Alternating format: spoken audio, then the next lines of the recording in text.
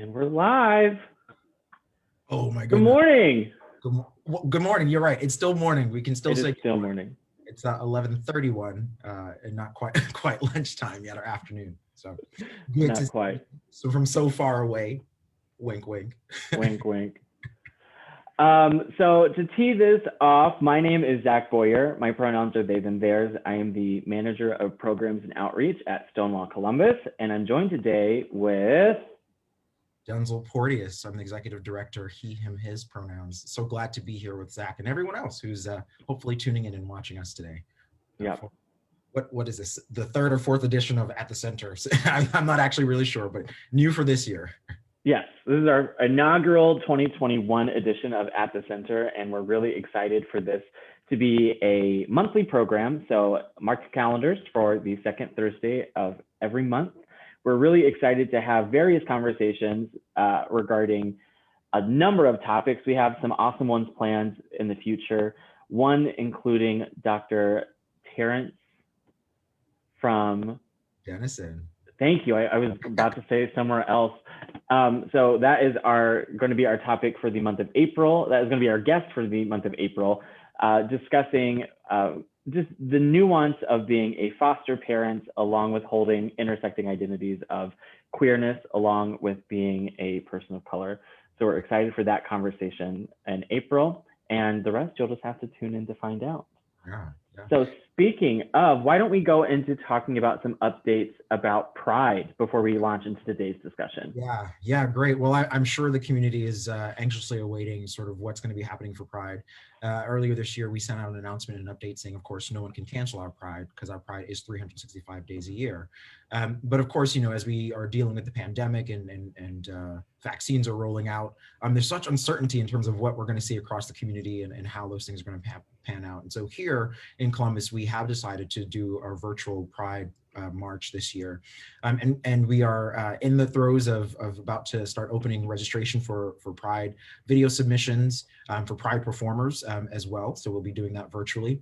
And if folks are paying attention and want to kind of keep an update on what's happening, of course, I always encourage them to subscribe to our newsletter by going to stonewallcolumbus.org.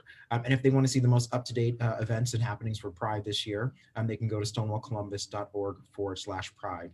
But I'm really excited. The community is raising their hands and leaning in to help support and plan Pride and our Pride events, which hopefully the community knows. Our Pride events are the largest fundraiser for Stonewall Columbus, so that we can put on events and support the community throughout the year. This year in particular, really excited to sort of move Pride from just a single moment and having a weekend to doing something and looking at it being an extended event and engagement.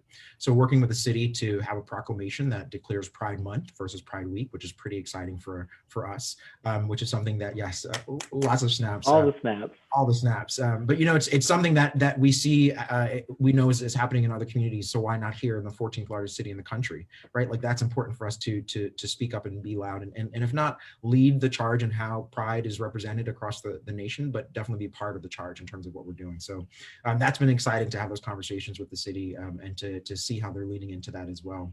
So hopefully everyone stays engaged and happy about it. We're gonna have some smaller events throughout the month that will again still allow people to celebrate safely, but also commune and connect with each other from their own spaces, but also again around the town. So yeah, I'm excited. Hopefully everyone else will still continue to be excited. Like I said, you can't cancel our Pride. And that's I think the most important thing. Nope, rain or shine, COVID or not, we're gonna have some Pride. I'm also excited that the opportunity that we have with this year being our virtual Pride event is happening on June 19th, which is Juneteenth. So finding moments to not just uplift queer identities, but really highlighting and celebrating the intersection of Black identities along with having a queer identity. So we're at an awesome place where there are lots of conversations happening, lots of collaboration happening between Stonewall and local organizations and businesses, to where we're not just celebrating our queerness, we're celebrating every bit of and every facet of our community and various identities that intersect with that. And I think that's it, right? I think that's the beautiful thing about it. I think, as we think about what COVID has given us is an opportunity to slow down and be intentional about how we celebrate Pride and all of the identities that we want to uplift within our queer community, right? Like we know that we all don't look the same. You and I don't look the same, but you know, we both identify as queer, and so our stories are different, our experiences are different, and we want to do our best to be able to, again, encourage the community to show their respective identities as they celebrate. We all celebrate Pride together. Yeah, agreed. So rolling into that, beyond Pride, we have lots of stuff that's happening here at Stonewall. We have weekly programs, bi-weekly programs. All of those can be found if you go to stonewallcolumbus.org. You can look at our events calendar that is not only going to be listing a lot of the programs that are happening here at Stonewall, but we also invite our community partners, folks who are also uplifting and engaging with the LGBTQ plus community here in Central Ohio. So if you have an event that is benefiting and uplifting LGBTQ experiences, there is a submission portion at the bottom of our events calendar where you can submit those events and we can help uplift the work that you're doing as well. But pivoting back to the stuff that we're doing, I'm really proud of the programs that we've been able to keep online and flourish in the midst of most of our programs being virtual. That includes our Trailblazers program. We just had a fantastic discussion on Tuesday with a collection of LGBTQ plus ephemera within the OSU library system. It was able to talk about how that collection was formed, the various ways that it has permeated the community. So if you remember back last summer, there was the exhibition at the Columbus Museum of Art, Art After Stonewall. Some of the zines and pieces from the, I'm forgetting Brett's last name. Shingle-Decker collection. Thank you. Oh my gosh, the Shingle-Decker collection within the OSU library. Some of his pieces were loaned out and a part of that exhibition as well. So finding lots of ways, not just cylindrically being within the OSU library system, but really making sure that those archived items are being enjoyed by a wide swath of the community. It was a great conversation with our Trailblazers as well, because they have a lot of ephemera, a lot of pieces that they are donating to the collection as well. So excited to see that collection grow and see how we can, once things are safe to be in person, interacting with that collection within that space, as well as finding some opportunities to bring that into our space here at Stonewall as well. Well, you know, we've got a wonderful gallery space downstairs, so we'll definitely try to do that.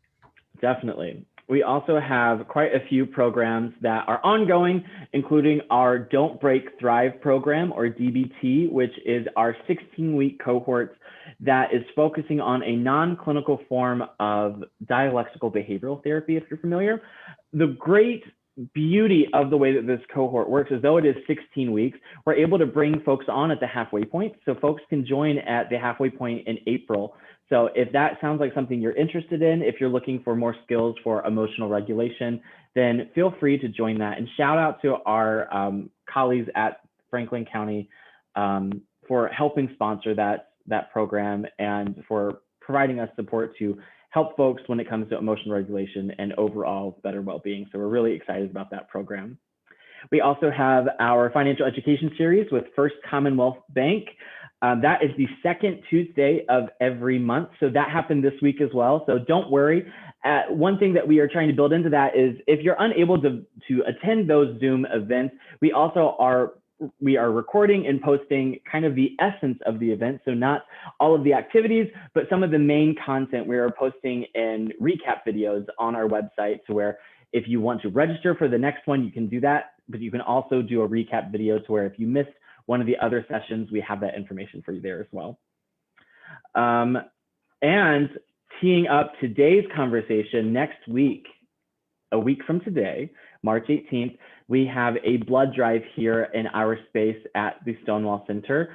Last I checked, when I spoke to our contact, Christina, we have 17 spots of 30 that are filled. So please feel free to help us fill those, along with saving lives by donating blood. Every person who is able to donate will receive a free COVID antibody test as well. So we're really excited at that opportunity with all of our folks who will be coming and stopping by to donate. So that tees up today's conversation. So with full transparency, whenever I came on board in January within this role, one of the first topics that came up was, oh, we want to host another blood drive. And to be fully transparent and to be fully vulnerable, I immediately rolled my eyes because I think I shared at the time a viewpoint that a lot of folks have, that there is this misunderstanding that there is this history of discrimination or exclusion of various identities within the LGBTQ community, mostly folks who were assigned male at birth, and their ability to donate blood. So in my sense, in that moment, I had to check myself and say, do I have the most up-to-date information? Do I know what changes have been taking place? Because I knew that last summer I had heard just through the zeitgeist that some regulations had been changed or softened in terms of the amount of time between sexual partners. And so I still was not completely informed. I thought it was 6 months. I think I came into your office and was like, it's 6 months. And you're like, it's not 6 months, it's only 3. So I think today we want to hold conversation to say, why is an LGBT Center an organization that's main mission is to serve, uplift, and connect LGBTQ folks? Why are we hosting a blood drive when it inherently is excluding a large portion of our community? We're here to talk about the changes that have happened within regulation, the work that as an organization, the American Red Cross is doing in collaboration with the FDA to make sure that we are ending that discrimination, as well as looking at maybe the history of why that is. If you follow us on Instagram and Facebook, we've also posted on Monday and Tuesday of this week asking, what questions do you have regarding blood donation? And we received a few of those, and we are going to cover those toward the end of our time with our guests. But before we get into that, without further ado, I'd like to introduce our guests, Leah and Jeff. So I'm going to admit them into the meeting. And Zach, if you're okay, maybe we revisit some of that sort of vulnerability when they join us in the conversation, because I think of course. I was in that same space as well. My mother passed away from HIV/AIDS many moons ago, and so as a queer Black man, right, like the sort of the intersections of what that meant in terms of donating and supporting people is a big thing for me too. So spending some time in that vulnerability might be great as we talk about our friends who have joined us today. So thank you. Yeah, I'm excited about that. So welcome, friends. So if you don't mind, we will now allow you, we've named you by first name, but go ahead and introduce yourselves. Hello, I am Leah Foxhill. I use she, her, hers pronouns. Thank you very much for having us here. We are always honored to be included. My role for the American Red Cross is I am the proud co-chair of our Pride Team Member Resource Group.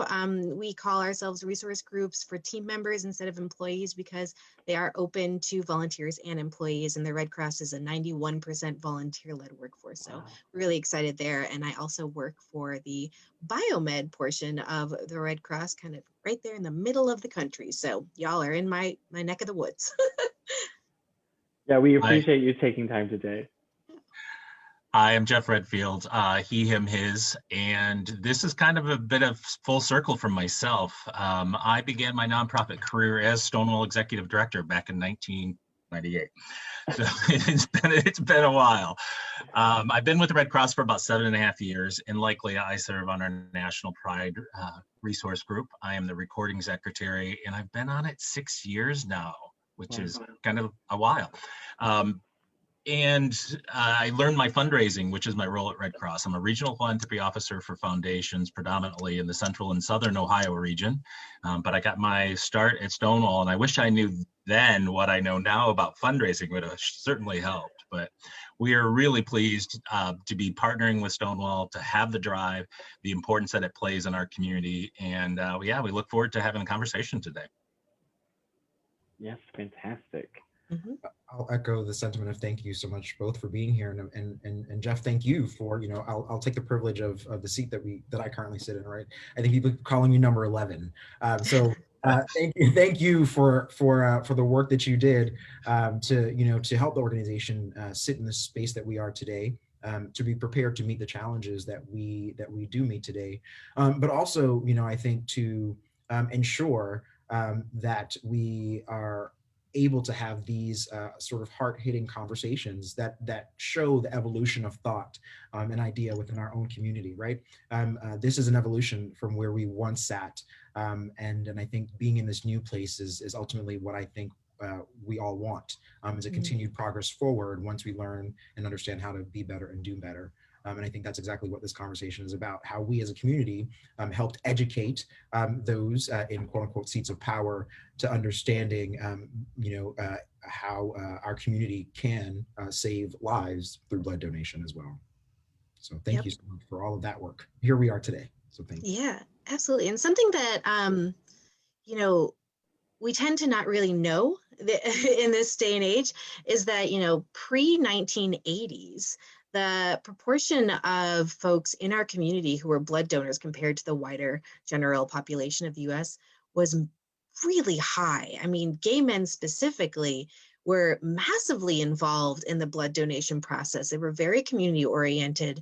And so we are hoping to keep having these conversations because people's thoughts and feelings about things are valid. And we want to have those discussions, and we want to be able to get back to a place where, everyone feels like their opinions are heard and they have questions answered and things like that.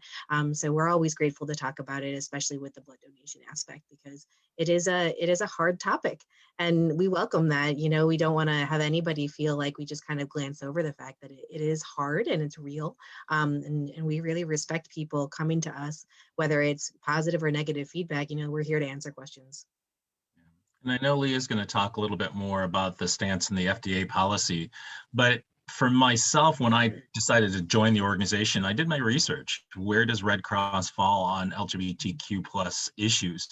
We were the first national organization to do HIV/AIDS education. We had early domestic partner benefits, same-sex recognition early in the process.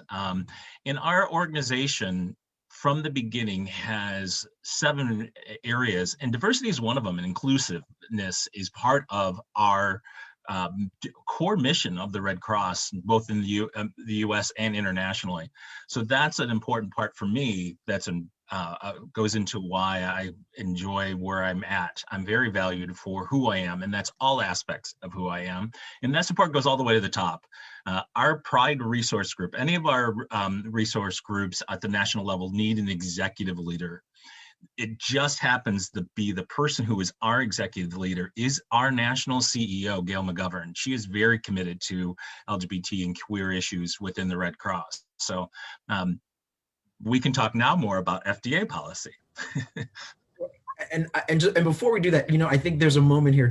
I think that we have to lean into, right? I think leadership matters, right? I think, and that's something we need to acknowledge in terms of how we move forward, right? Because I think when you have bold and open leaders who are able to be vulnerable, right? I think you see progress happen so much faster, right? And progress towards the right thing. And so here you have a leader who is willing and open to be vulnerable to accountability and confrontation. When you step in to say, we're just doing the right thing because it's the right thing to do. So, I think I commend her for empowering the company, and by the company, the employees, to help guide this conversation of inclusion. So that is great to see that there's a leader there who understands why this is important. Yeah, it's so true. And it's not just lip service, which is something that we really appreciate. I mean, diversity is a hot topic now, right, for corporations and organizations all over the country. But for years, Gail has been our keynote speaker on our June Pride Month call, and she takes open Q&A. And there have been some very hard questions asked of her.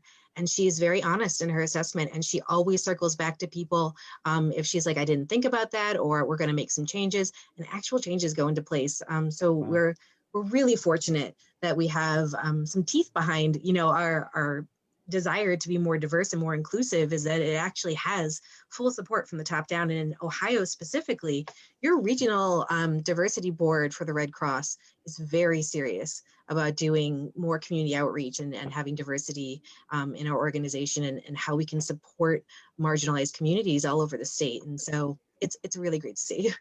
Yeah, and our Greater Columbus Red Cross chapter has been involved with Pride. We've provided the first aid service team, the first aid for Pride Festival for, I think, 15 years now.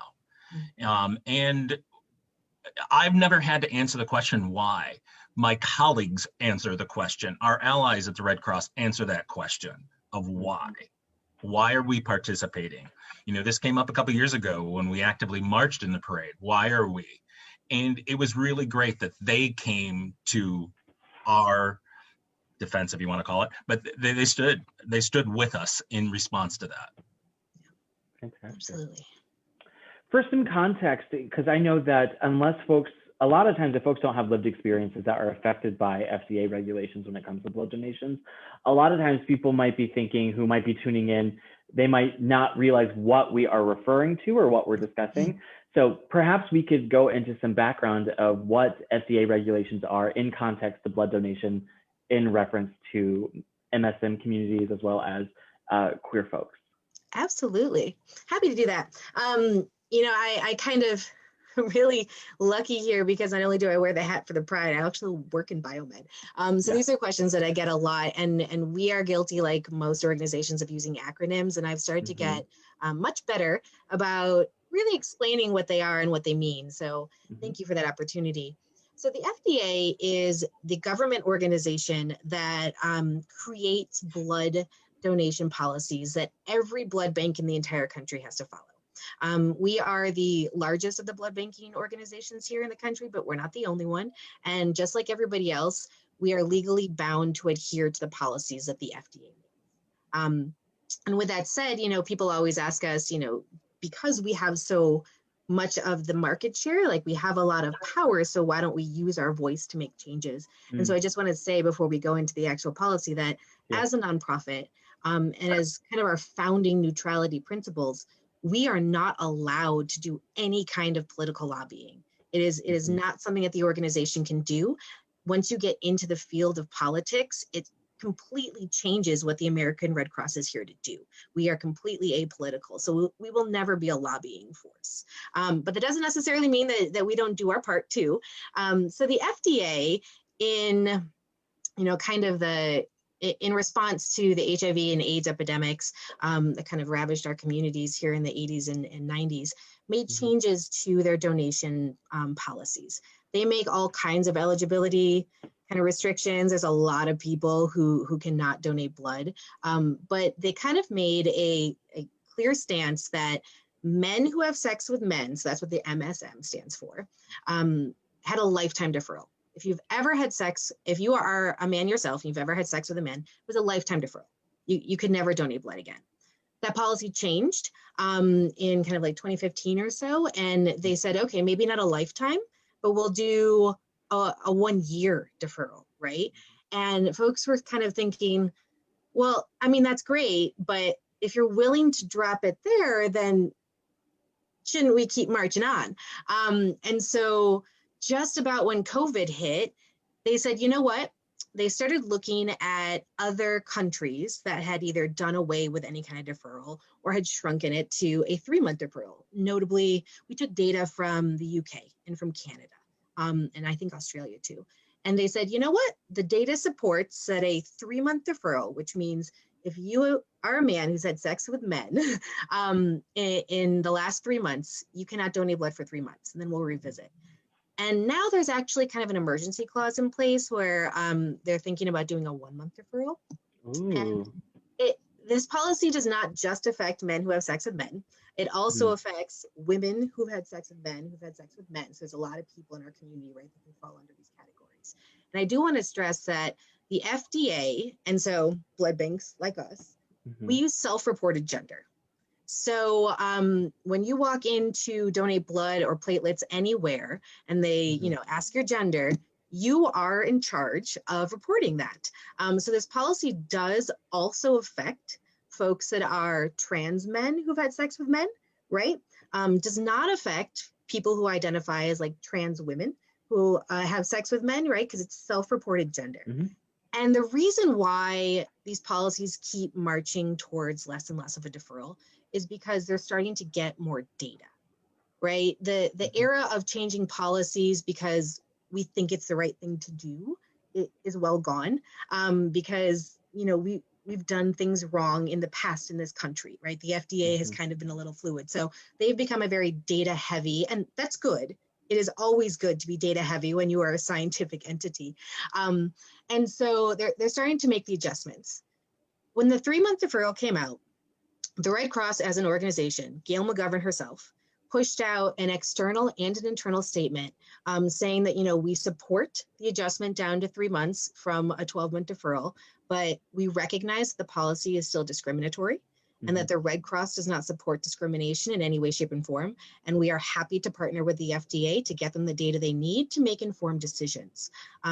This group of people that is affected by the MSM policy is the only group of people in the blood donation process whose eligibility is determined based on who they are and not based on their individual practices, right? So there's a lot of people who can't donate because of a medical condition or because they themselves are maybe like a needle drug user, that kind of thing. This is a wholesale policy for a group of people. And so I'm gonna just skip right into the part because I know people are starting to think, well, what does that mean? What is the Red Cross doing? What is the FDA doing? And so for quite a few years, we have been working with the FDA and other blood banks to try to get the data that we need in order to say, here's the science, and this is why we support a change this way or that way. And we're happy to report that pilot study specifically geared towards this demographic has launched. It's called Advance. We are really proud participants. It's happening in 8 cities across the country. And we are specifically asking for participants who are men who've had sex with men to come and donate blood. So that way we can do a whole bunch of testing and we can get a bunch of data and we can submit it. We did not anticipate COVID. This was me saying what happened to Columbus. Right, so they picked key market demographics in big cities, right? So the Red Cross is going to be spearheading the ones in DC, which is active right now, LA and Atlanta. It's also going to be in a bunch of other places like New York and Memphis and San Francisco, that kind of thing. We thought that places that had the largest kind of sections of populations that have already self-reported to be a part of this community would get us the most participants. We need about 300 people in each city to do that. The problem is twofold. One, folks have kind of a bad taste in their mouth, right? About donating blood, totally real, totally valid. And also COVID. A lot of folks who maybe were eligible to participate have not been sexually active very much. And so they maybe would want to be a participant, but if they haven't been sexually active, they're not the data points we need, in which case I say, if you can't be a participant in this study, that means you can go donate blood. Please do. But I understand that is not an easy ask, but so that's what we are doing currently. The study kind of started mid-2020. We are not getting the participants that we need, so we think it's actually going to take quite a long time. And I do just want to ground the conversation. This is not a fast turnaround, right? We have to be able to get enough participants to have enough data points, test it, get all of the science behind it, submit it to the FDA. They have to review it. So this isn't a quick change, but that's kind of the nature of science. And so, we're really proud to be a participant in this and kind of help do the data collection, but that's kind of where we are currently with the FDA. And so I'll stop blabbering about it right now. There's often questions about why give blood and what differences it make. Every unit of blood can save up to 3 lives between blood, platelets, and plasma. We've seen a lot in the news recently with plasma, convalescent plasma that is testing positive for antibodies from COVID. It's used as a treatment. So that's one of our big areas. And while not everybody can give, it's critical that we know that anybody in need can get blood. And that's where it really comes down to. Years ago, when I was actually at Stonewall, Smokey, who worked at the Columbus AIDS Task Force, said to me, she goes, it's not about who can give. It's about making sure the person who gets the blood gets the right blood. You don't want to make them further complicated illness because they get the wrong blood. And so not only is it about, who receives, the donors that we need to come from a wide variety. There's a lot of initiatives on diversity and inclusion with blood because of, it's much more than A, B, and O. It's much more about than Rh negative and positive. It's the antigens. There's a lot of components. People with sickle cell, and there's over 1,000 living in Central Ohio, every day with sickle cell disease. They need the right transfusion blood, and that gets down to genetic markers in history, in ancestry. So the more people we can get, and I think this is some of the information we're taking to the FDA, the more people we can get to give, the healthier our community is. Denzel, you probably didn't realize this when you wore that shirt today. We realized during the shutdown, you know, when the pandemic hit, we shut down everything here. It was still 80% of need.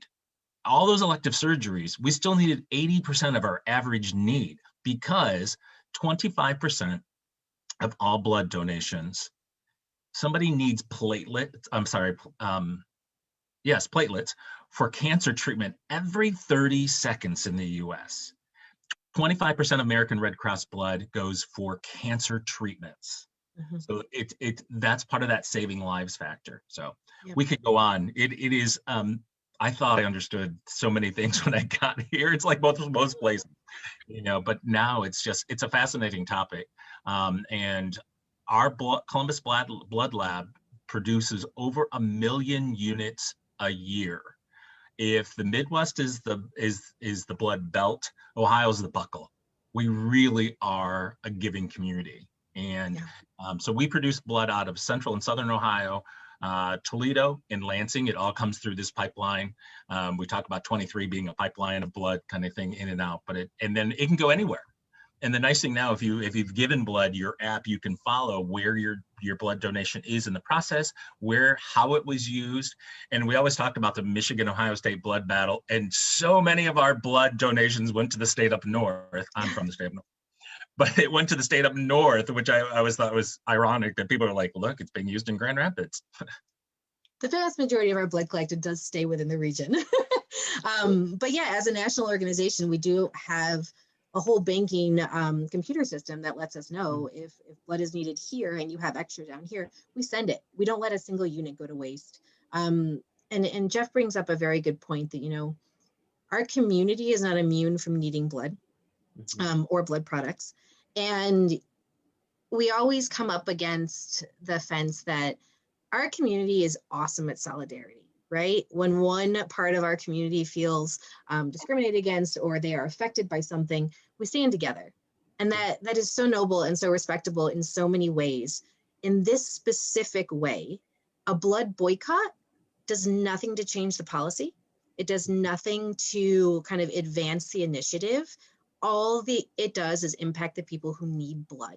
And I say that knowing I'm an active part of this community. I am all about solidarity. But in this case, the bottom line is that people need blood products. All people need blood products. And so we are seeing a kind of an increase in these Bring a Buddy blood drives or kind of queer community blood drives, because our community is bigger than just folks who are men who have sex with men who are affected by this policy, or down the chain, women who have sex with women who have sex with men. And we need you to step up. We need to show that this community wants to be supportive. We want to help save lives, and, you know, we want to be active participants. And so that kind of visibility really does make a difference.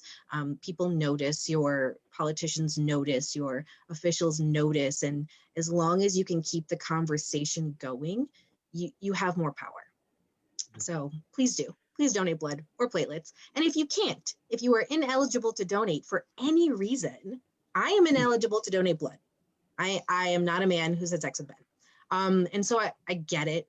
I get that there's this kind of push to always do something, but there's a lot of things you can do. You can bring someone who is eligible to donate in your name.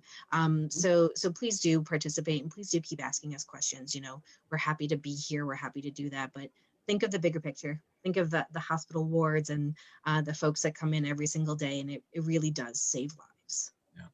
To volunteer for any of the Red Cross programs, www.redcross.org, from disaster responding relief, service to the armed forces. However, if it's related to blood and wanting to get engaged with our blood program, it's redcrossblood.org. Good distinction there. I think with a lot of folks who maybe previously were under the understanding, or at the time the policy did exclude them from blood donation, I think there's a lot of advancements like the app and being able to track where your blood is going. I think that those are fantastic advancements. But for some folks who maybe were out of the game for a while and weren't able to donate because of the policy, with the new additions and the new the lesser restrictions, what are some things that people can do as they prepare to donate? Is there a checklist that they can do as they are preparing themselves to possibly stop by our blood drive next Thursday? Excellent. The first thing I would recommend everyone doing is go to redcrossblood.org/LGBTQ. We have a whole landing site specifically geared towards our community that answers questions about eligibility, prep work, and it is not just about, the MSM FDA policy, right? It tries to cover all aspects of our community and what you can expect when you walk in the door. And I also say hydrate. Hydrate, eat some spinach, have a good amount of iron, do a little lap around the block kind of a thing, wear your mask. We do follow really strict CDC guidelines right now for mask wearing, temperature taking, social distancing, that kind of thing. So our blood drives are really safe. So you can feel confident walking in them. As you can imagine, we didn't stop collecting blood during COVID. We had to pivot just like everybody else, but we don't have the luxury of saying we're going to take a step back and everyone can work virtually, because people are still in hospitals. They still need our support. And so feel safe for that way. But please do, redcrossblood.org/LGBTQ can answer a lot of those questions. Great. So lots of iron, lots of hydration. Does that need to happen the morning of, the day before? When does that need to take place? I would say the day before for the iron production. These are just like, crossing the T's, dotting the I's, trying to get yourself in there. But you do go through, when you check in or the same day that your appointment is, we have a system called Rapid Pass. So you'll complete it online. So it asks a bunch of health history questions just to make sure that you're eligible for that day. Do you have a fever, that kind of thing? Have you traveled to XYZ countries in the last, 2 weeks or whatever it is? And you'll bring that in and you'll go through a whole health history section with a qualified professional when you get there too. So that they'll check your blood work, they'll check your blood pressure, they'll take your temperature again, that kind of thing. But yeah, the best thing you can do really is hydrate and understand that first-time donors, it's okay to be nervous. It is a really safe process. The folks that we have doing it, it's literally the only thing they do. They're apheresis technicians. Collecting blood is their entire job. And so they are excellent at it. It is quick, it is painless. If you opt to donate platelets, make sure you plan for a bit of time. So it can take a couple of hours to do some of the longer donations, power reds and platelets. But otherwise, it's a pretty quick and painless process. And we are here to answer your questions. And when you walk in the door, whether you are donating for the 150th time in your lifetime, or if it's your very first time, we are trained to handle it and we welcome everybody. For those who have been giving and want to give platelets, that is a different process. We have 3 fixed sites here in Central Ohio, one by Polaris, one in Gahanna, and I believe the other one is in Grove City. But that is a great way for plasma additional. So as you explore that, reach out to the local Red Cross. We talk often about volunteering, and we are 91% volunteer based. It's huge. It's how we keep everything that we're able to do. But this is one of those areas that is far from, don't worry, your volunteer is not going to be taking your blood. We do require some staff. Very true. It's but the volunteers greet you at the door and they help in lots of other ways. So if you can't give, volunteer to help with blood drives. And I just have to put this point out there because it is very unique to us. We talk all the time about 1 unit, 3 lives. You might be that one person. We have 1 person in Central Ohio. 1 in every 1,000 persons. So if you're the person whose blood is like this very rare blood donor, 1 out of every 1,000, there is a person in Central Ohio that knows they're a rare blood donor, but they don't know, and nor will we disclose how rare they are. This 1 person in our community saves 3 people's life, and they're the only person in the world that they've been able to identify as the person whose body regulate whatever the components that go into making it real, specific in you. 3 people rely on this person to save their lives if they have to have blood. So you might be that 1 person, but even if you're not, you're somebody's 1 person when they are in great need. Jeff, that's it. As I put my marketing hat on, right, and talk about telling a story, you're somebody's one person. You're three somebody person. Yeah. That's powerful when you think about it. And I think even as you equate it to, you know, a community who has been through a struggle of losing people, when you put that in that powerful place of saying you can save at least 3 lives, at least, right? Like just knowing that immediately, I mean, that makes me want to go and give blood, but then I think, okay, I'm not waiting 3 months. So sorry, much of luck. That's not happening.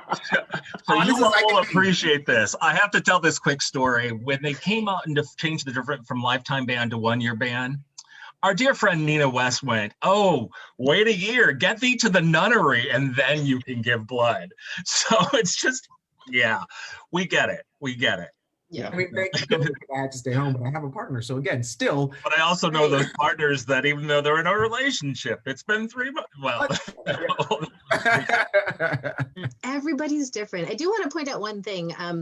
Your whole blood donation can save up to 3 lives. Platelet donations can save up to 6 for every unit collected. It's a different process. We spin out the platelets and we give you back your red blood cells before you even leave. So we get twice as many platelets. Power Red kind of does the same thing. So depending on how you donate, I mean, it's 3 to 6. So that's a huge impact. Yeah. Excellent. I don't want. I'm sorry. I don't know. You're fine. Questions. I know there probably maybe are some questions that people submitted, and I think we maybe answered a lot of them. Through the conversation, which has been wonderful. You know, it is. I think the 2 pieces that I am putting together under the sort of this education umbrella, right, is how does the Red Cross communicate or educate the community, right? Like in terms of this, like this is, I mean, it's a powerful messaging opportunity to say, like, this is what you can do. And you know, and Zach mentioned, like, as we have posted things about the blood drive, we've gotten a lot of negative like responses because it seems clearly there's been this lack of education or a lack of enough sort of information sharing that people are accessing it. So I don't know. I guess that's my question is the Red Cross contemplating or thinking about, or maybe it's a suggestion, y'all need to do this, right? To say there has to be some more money pumped into the marketing efforts of educating sub-communities to their importance. And so this conversation is great because, you know, it can be easily shared out to the community, but are there other opportunities that you all are focusing on or thinking about to Yeah. No, it's a really good point. And it's kind of why we're here. So, you know, we get that feedback too. And a prime example is a couple of years ago, you know, we do feature stories on our blog post. And we've always done, you know, diversity initiative like marches, Women's Month. And so we feature a woman on our page. And so for June one year, they featured me on the blog post. And I work in blood services. And there was just a picture of me holding a little blood drop. And the feedback that came instantaneously was so negative and so quick that the Red Cross's community team, communications team, took the blog post down. And it sparked a conversation between Pride, the resource group, our Office of Diversity and Inclusion Services, and kind of our broader Red Cross organization of what we've been doing and what our responses should be to these things and where the questions are really coming from. And, you know, this is kind of where Gail started saying, I need to make actual statements because we often get bogged down with the idea that we do so much internally that everybody else should just assume that we're doing things, right? We don't push any of that information out. And so about 2 years ago, a very, you know, hardline decision was made that we need to do a better job, not just in the Pride community, but across all of our communities to let them know that, you know, we have been working on initiatives. We are doing things behind the scenes. We are doing our best to increase diversity and inclusion services, but that doesn't really matter if nobody knows about it. And so we started pushing out language about, you know, Gail does it for Pride Month every year. We're really pushing this FDA pilot study so that way the public knows that it's happening. We can get participants and things like that. And so we can actually go on these calls. We are a large organization. Nothing changes overnight. You know, understanding that we need to get better education out there. It's not something that we can just do. But like an example is like right now, the organization has a really high priority to focus on sickle cell and blood donation specifically geared towards that. They are doing a lot of education, a lot of communications, a lot of outreach specifically to the African-American market here in the US to kind of talk about the disease, talk about the impact, talk about needing a more diverse pool of blood donors. We are doing a lot of work. We do a campaign called Sound the Alarm, where we go into people's homes and we either give them free smoke detectors or they test their batteries. Anybody can sign up. It's not an income-based thing. We just want everyone to be safe and prevent home fires. And we realize that there are huge sections of this country that maybe don't feel safe having firemen or government officials walk into their house, specifically, undocumented folks or folks in the brown communities. And so we said, you know what, we have to do better. We have to do better about education. We have to do better about outreach. We have to do better about having those voices included in our messaging. And so that's what we're really trying to do. But as you can see, it's a slow process. We're here, we're trying to talk. I don't think there's ever going to be just like massive education sessions. But that's not the purpose of what we're doing, right? The purpose of what we're doing is to make real change on our end. And the more we can be invited to talk to community groups, the more we can have our local regional diversity boards really have those local connections, the better it is for us. Instead of saying someone in DC put out a press release, we really want folks to have ownership of what their community needs, because what you need in Ohio is not the same as what they need in Mississippi. So we have to have it tailored, and we need to make sure that our resources are going to the places that have the biggest impact. Yeah, 2 years ago, we marched in Columbus. I mean, I mentioned that we've been doing FAST and First Aid, but we marched in the parade a couple of years ago and had over a few years before that as well. And we got a lot of people asking questions and some concerns. And so we were able to address individuals. My colleague, Sam Combs in Cincinnati, also coordinates the Red Cross group marching in Cincinnati Pride. And so when we get back active and doing those kind of things, part of our group of Pride Resource Group is we've started a branch program, and some of those branches, we are forming an Ohio branches for employees and volunteers. Specifically, how do we engage them to help us with these topics locally? Also, though, our administration throughout every region chapter board requires a diversity and inclusion committee now, and working on initiatives for D&I, and this is part of that. And so asking key people to be involved, allies, understanding and learning. So there's as Leah said, it's challenging at times to be a large organization. Because we were a large organization, we were able to maintain our local impact throughout COVID.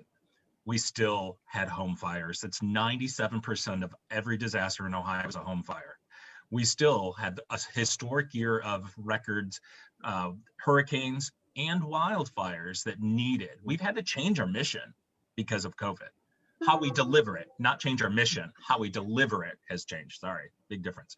And so it's going to take time. It's partnerships like this. It's helping us all get out the right information. And it's one of those things that anybody can get involved with in making a difference. It's most likely everybody on this, anybody in our community has either had a home fire, had somebody they know has dealt with cancer or another blood-related illness or needed an emergency surgery or anything like this. A lot of the Red Cross mission, it impacts us all.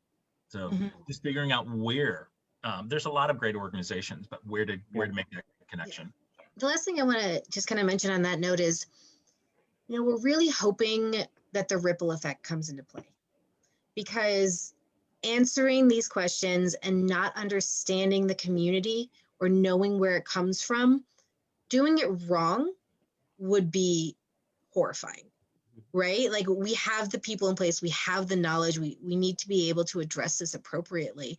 And there's not that many of us, right? There's not that many of us in Pride. There's not that many of us in Biomed who even know about this policy.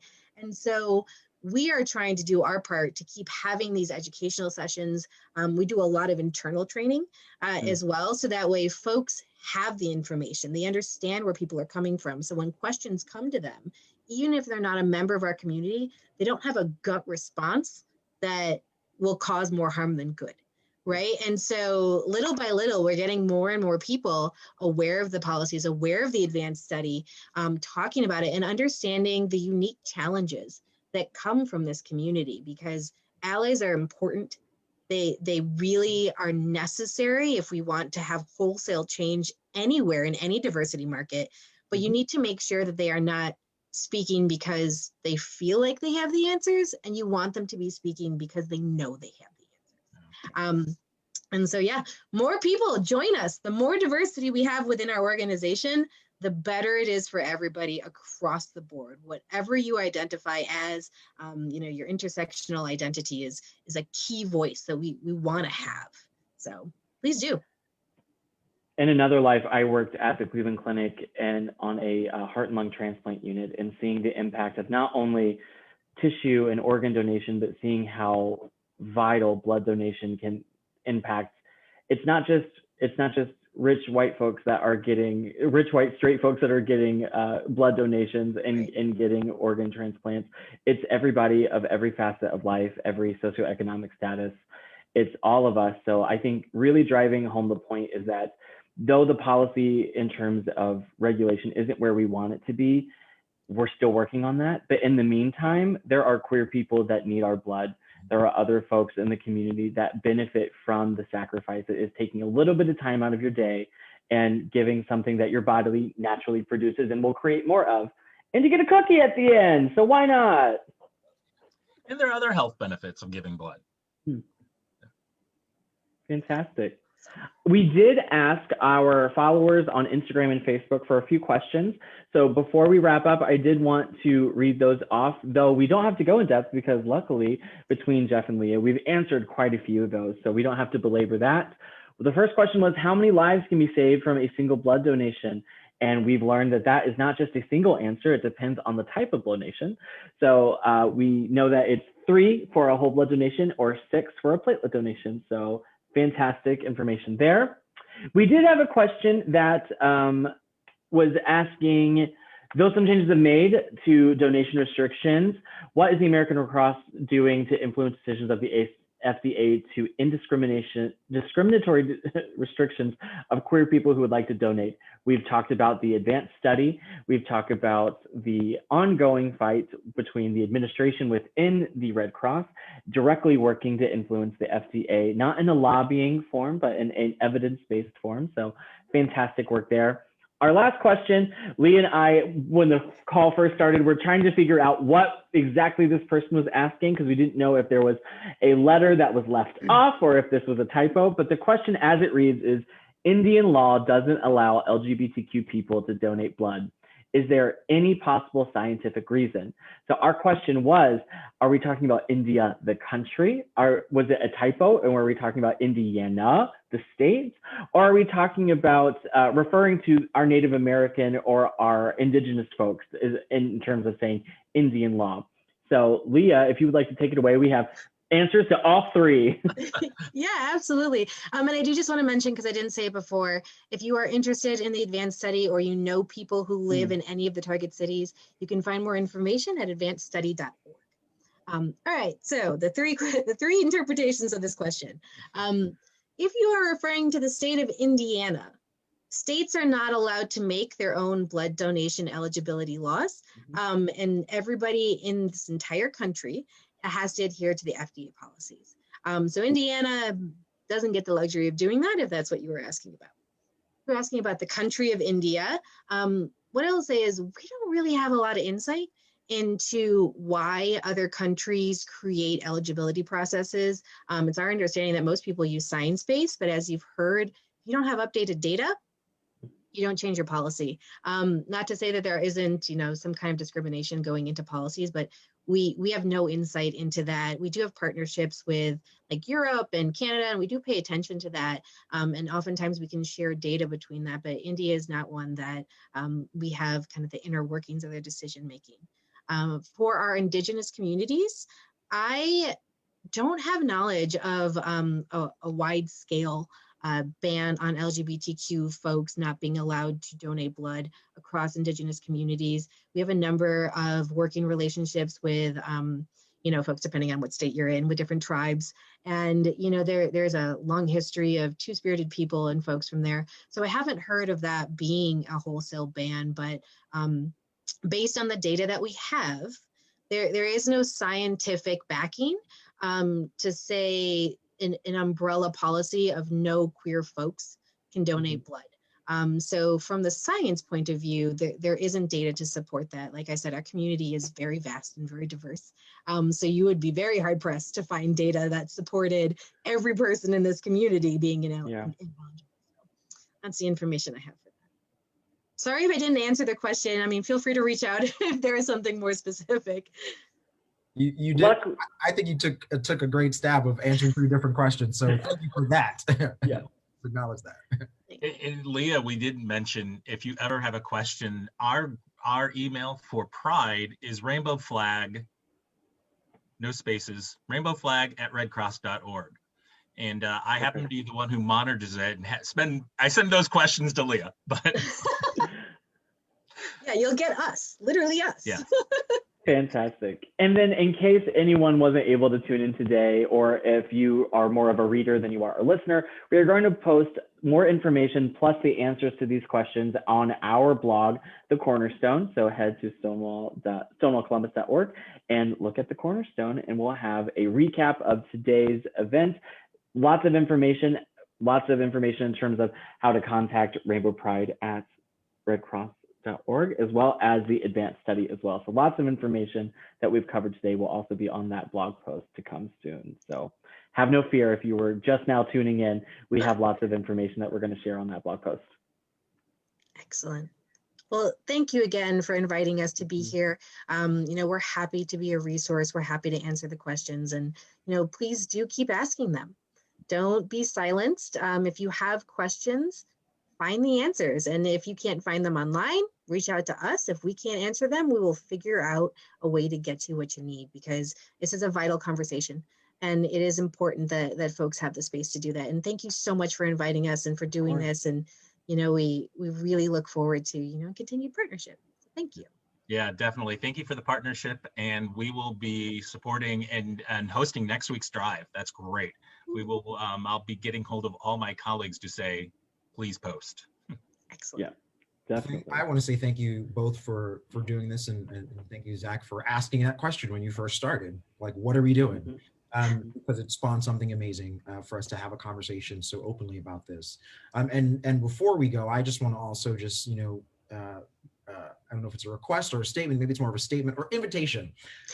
It's an invitation. I would like to invite the Red Cross to take up space here in June, right? So let's figure out how, whether it's a team member that is in the building every day answering questions or pushing out information, but I would like to invite that opportunity for here in Pride, so that people can, at least if they have questions, have a drop-in center or drop-in location here at this building. So maybe that can work, maybe that doesn't work, but just know that's an opportunity that I want to make sure happens here for us. So thank you all so much for making it. Excellent. Thank you.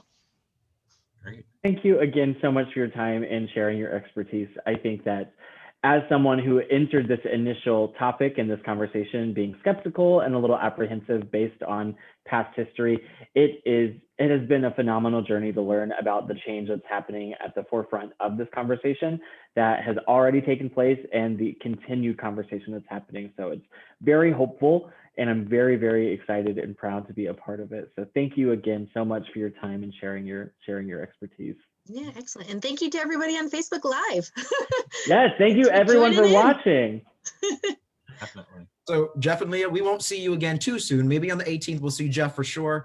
Zach, next month, we're back at it again. Yep, can't wait. So if you enjoyed this conversation with us here at Stonewall with the At the Center live stream, feel free to tune in the second Thursday of every month.